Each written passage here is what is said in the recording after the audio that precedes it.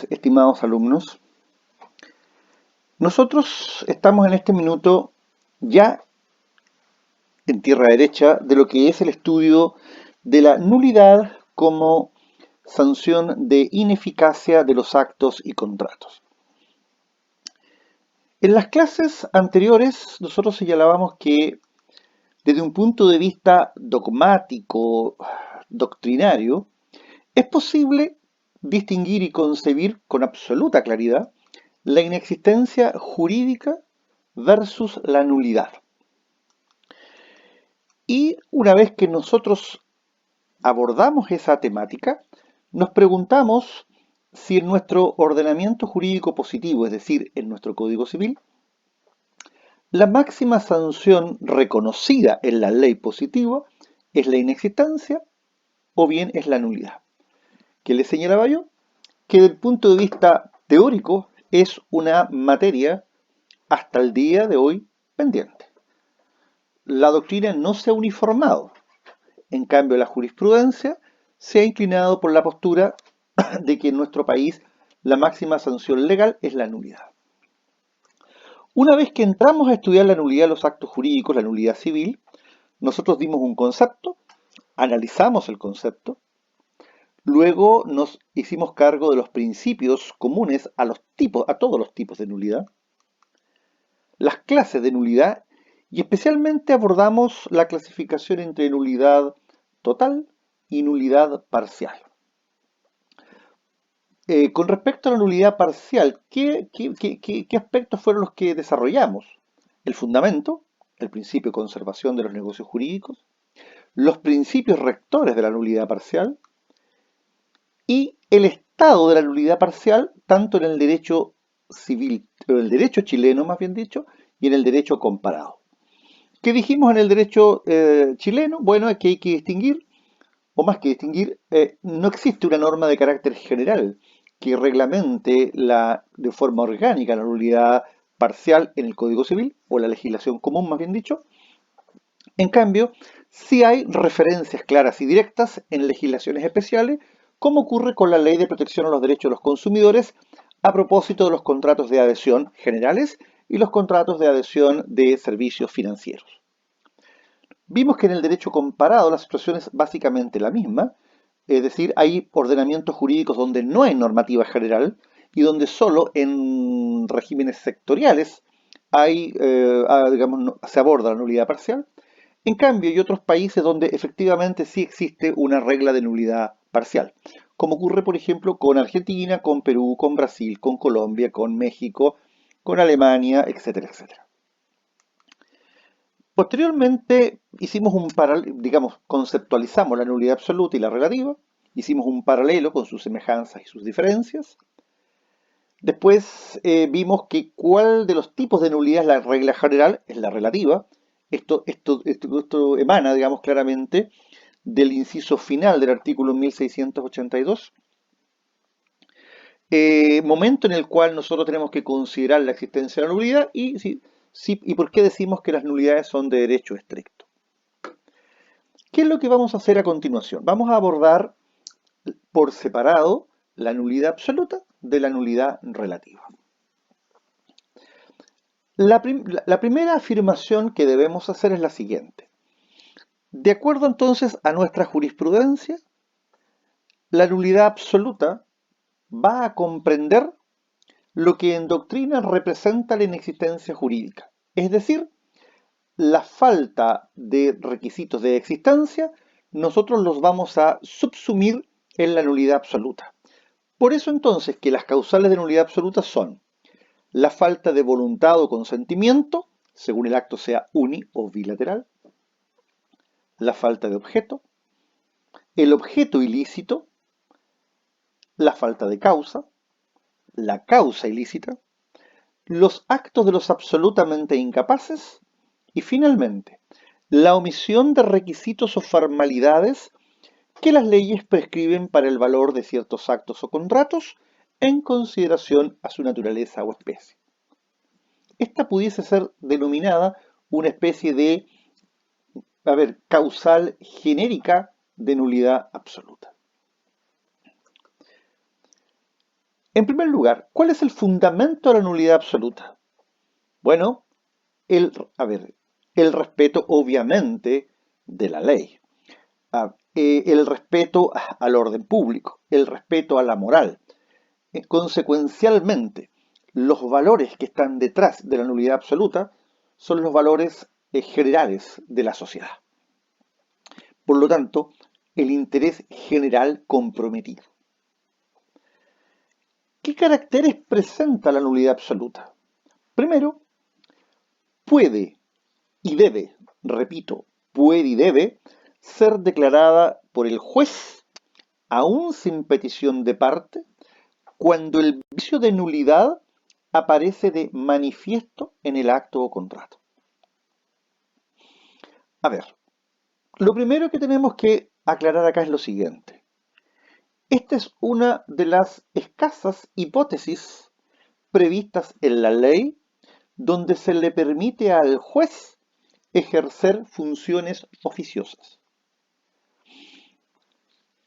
Hay materias donde los jueces tienen bastantes facultades oficiosas, como ocurre, por ejemplo, en materia de derecho de familia, como ocurre en materia de derecho laboral. En cambio, en el ámbito del derecho civil puro y duro, es decir, Código Civil, Código de Procedimiento Civil, las posibilidades que el juez pueda obrar de oficio son muy pocas, porque rige el principio de la pasividad de los tribunales. Y una de las escasísimas excepciones es esta, la posibilidad que tiene el juez de declarar de oficio la nulidad absoluta cuando el vicio aparece de manifiesto en el acto o contrato. Para que pueda operar esta prerrogativa del juez, tienen que cumplirse los siguientes requisitos. Uno, un proceso judicial provocado por iniciativa de parte y que, de alguna manera, es decir, que esté trabada la litis. O sea, dicho de otra manera, que exista un juicio pendiente. Cualquier tipo de juicio y en cualquiera de las instancias procesales. Segundo, que, que dentro de este pleito, dentro de este juicio, la controversia incida, entre otros aspectos, en un acto jurídico. Testamento, compraventa, arrendamiento, mandato, fianza, hipoteca, prenda, transacción, depósito, comodato. En tercer lugar, que el vicio de nulidad absoluta sea notorio. Y decimos que un vicio es notorio cuando es patente. Y es patente a su vez aquel que fluye del solo examen del acto o contrato.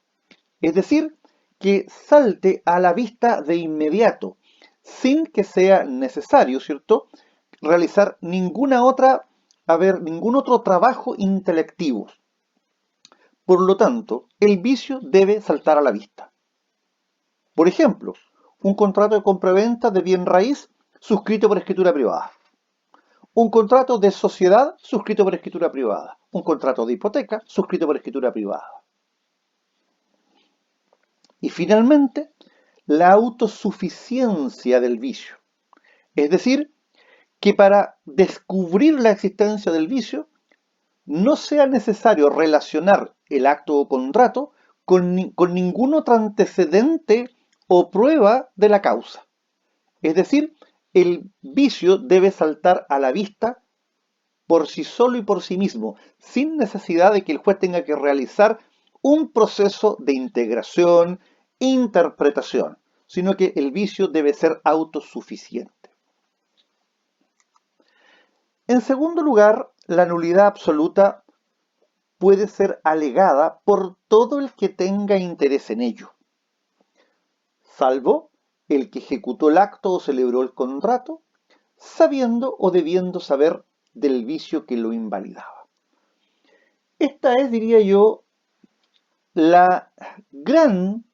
este es el gran tema de la nulidad absoluta. ¿Quién puede demandarlo? ¿Quién tiene legitimación activa? ¿Quién puede provocar judicialmente la declaración de la nulidad absoluta? Y esta regla del artículo 1683, ustedes tienen que tenerla muy clara. Porque esta regla a ustedes les va a marcar si van a representar a un demandante, si tiene o no legitimación activa. Y si van a representar a un demandado, esta regla les va a servir para entender si ustedes pueden excepcionarse o defenderse alegando que el actor o demandante no tiene legitimación activa. Por lo tanto, esta es una de las normas pilares del derecho civil.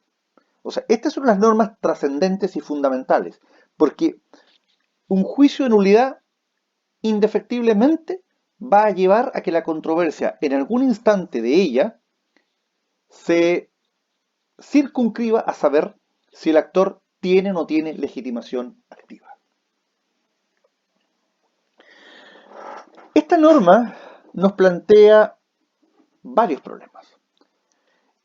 Lo primero que tenemos que desentrañar es qué ha querido decir el legislador con la expresión tenga interés. ¿Por qué dice? Todo el que tenga interés en ello. Lo primero, cuando la ley dice todo el que tenga interés en ello, ¿se está refiriendo a cualquier persona del universo? ¿A cualquier persona de la Tierra? ¿A cualquier persona del continente? ¿A cualquier persona del país? Claramente no. Porque esta no es una acción popular a cualquiera del pueblo, no. Por lo tanto, esta expresión, todo el que tenga interés en ello, no nos permite llegar a la idea de la acción popular. Es menos. ¿Cuánto menos? ¿Qué tanto menos?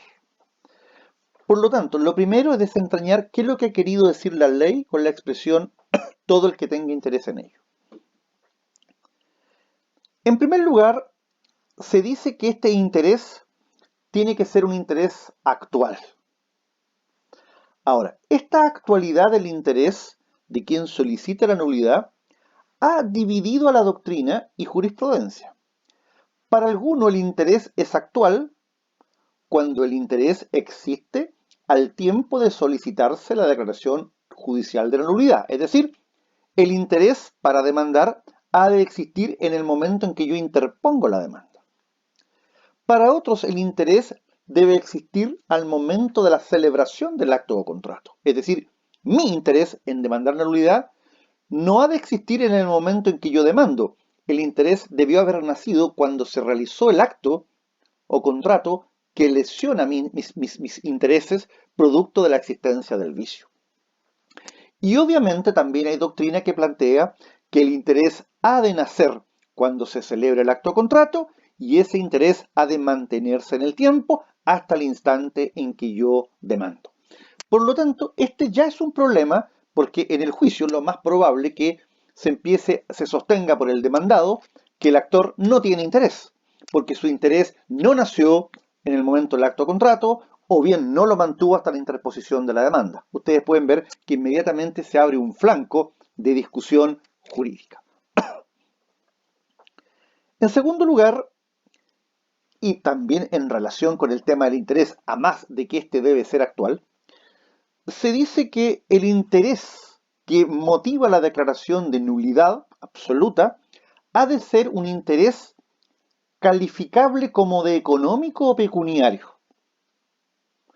La gran mayoría de la doctrina y jurisprudencia sostiene que para yo argumentar o sostener, plantear o promover una demanda de nulidad absoluta, tengo que justificar la existencia de un interés económico o pecuniario comprometido, no bastándome solo el mero interés moral. Sin embargo, hay autores, Jorge López Santamaría y don Ramón Domínguez Águila, que plantean que el interés moral puede ser suficiente para articular una demanda de nulidad absoluta. Principalmente porque el fundamento de la nulidad absoluta es la protección de estos intereses o valores superiores. Por lo tanto, si lo que está comprometido en la nulidad absoluta es el interés general de la sociedad, es decir, la moral, las buenas costumbres, el orden público, la ley, ¿por qué tendríamos que ser reduccionistas y calificar al interés para accionar de nulidad solo un aspecto económico o pecuniario? Sobre este punto es interesante porque cuando uno va a la historia del Código Civil, se da cuenta que durante el proceso de formulación del código, esta expresión, o sea, es decir, no se descartaba la existencia de aspectos de orden moral.